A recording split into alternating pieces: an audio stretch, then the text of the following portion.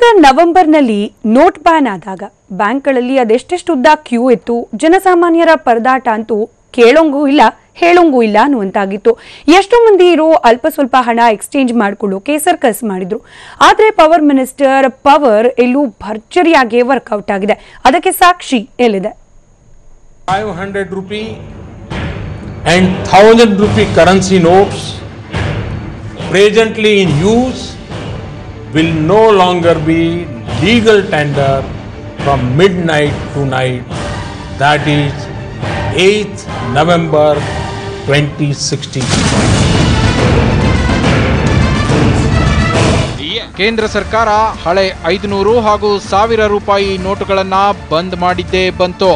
ಜನ ಬಿಸಿಲು ಮಳೆ ಅನ್ನದೇ ಕಿಲೋಮೀಟರ್ ಗಟ್ಟಲೆ ಸರತಿ ಸಾಲಲ್ಲಿ ನಿಂತು ತಮ್ಮ ಬಳಿ ಇದ್ದ ಕೆಲವು ನೋಟುಗಳನ್ನು ಬದಲಾಯಿಸಿಕೊಂಡಿದ್ರು.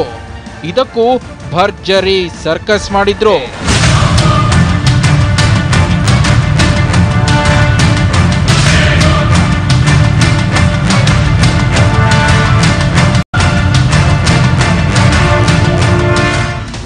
ಸಿಕ್ಕ ಕೆಲವು ಹೊಸ ನೋಟುಗಳನ್ನ ತಗೊಂಡು ಖಜಾನಿಗೆ ಸಿಕ್ಕಷ್ಟು ಖುಷಿ ಪಟ್ಟಿದ್ರು. ಆದರೆ ಇಂಧನ ಸಚಿವ ಡಿಕೆ ಶಿವಕುಮಾರ್ಗೆ ಅದ್ಯಾವ ಅಲಾವುದ್ದೀನ್ನ ಮಾಯಾದೀಪ ಸಿಕ್ಕಿತ್ತೋ ಗೊತ್ತಿಲ್ಲ. ಕೋಟಿ ಹೊಸ ನೋಟುಗಳು ಡಿಕೆಶಿ ನಿವಾಸದಲ್ಲಿ ಪತ್ತೆಯಾಗಿವೆ.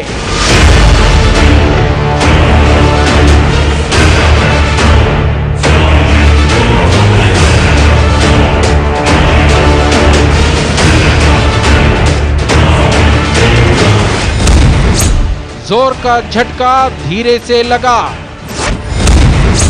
कैश नोडी ಐಟಿ ಅಧಿಕಾರಿಗಳು ಶಾಕ್.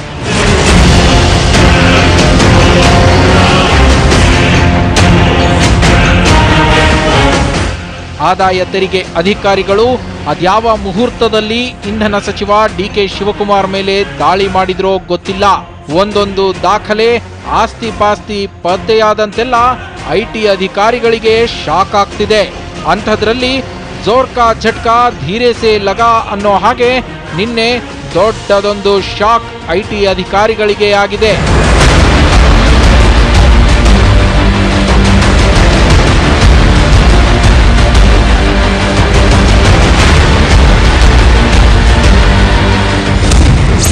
ಡಿಕೆಶಿ ನಿವಾಸದಲ್ಲಿ ಕಣ್ಕುಕ್ಕೋ ಹೊಸ ನೋಟುಗಳು.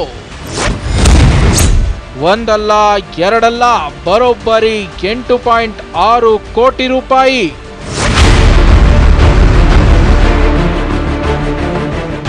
ಹೌದು, ದೆಹಲಿಯ ಸಫ್ದರ್ಜಂಗ್ನಲ್ಲಿರೋ ಡಿಕೆಶಿ ನಿವಾಸದಲ್ಲಿ ಕಂತೆ ಹೊಸ ನೋಟುಗಳು ಪತ್ತೆಯಾಗಿವೆ.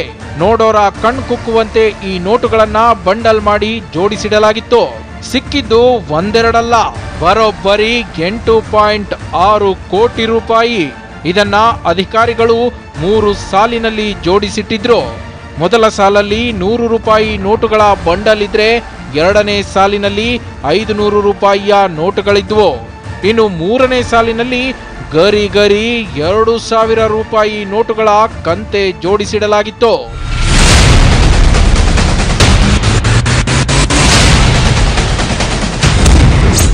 ಅಕ್ರಮ ಆಸ್ತಿಗಳ ಭಾರೀ ಪ್ರಮಾಣದ ದಾಖಲೆಗಳು ಪತ್ತೆ. ಇದಿಷ್ಟೇ ಅಲ್ಲದೆ ಐಟಿ ರೇಡ್ ವೇಳೆ ಡಿಕೆಶಿ ಹೊಂದಿರೋ ಅಕ್ರಮ ಆಸ್ತಿಪಾಸ್ತಿಯ ಬಗ್ಗೆಯೂ ಅಪಾರ ಪ್ರಮಾಣದ ದಾಖಲೆಗಳು ಪತ್ತೆಯಾಗಿವೆ ಎನ್ನಲಾಗ್ತಿದೆ. ಈ ಬಗ್ಗೆ ಆದಾಯ ತೆರಿಗೆ ಇಲಾಖೆಯ ಉನ್ನತ ಮೂಲಗಳಿಂದ ಮಾಹಿತಿ ಲಭ್ಯವಾಗಿದೆ.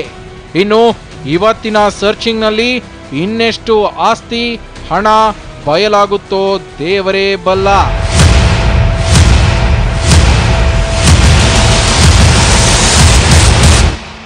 Bureau report, TV9.